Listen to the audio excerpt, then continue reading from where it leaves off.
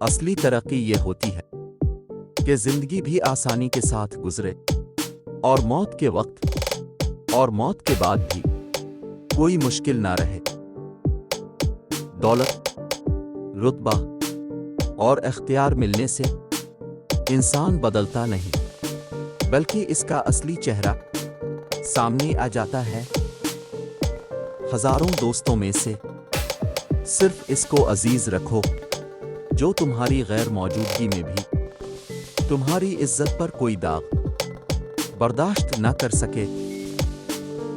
जब तुम्हें खुशियां मिलने लगें तो 3 बातों को कभी ना भूलना: अल्लाह को, इसकी मखलूक को और अपनी औकात को। 3 चीजों का जिक्र कभी भी किसी के सामने और भूल कर भी ना करना: आपकी आमदनी, मियाँ बीवी की बातें और आपका अगला कदम। 100 दोस्तों से बेहतर वो एक दुश्मन है जो आपसे खुलकर नफरत तो करता है लेकिन मुनाफकत नहीं करता।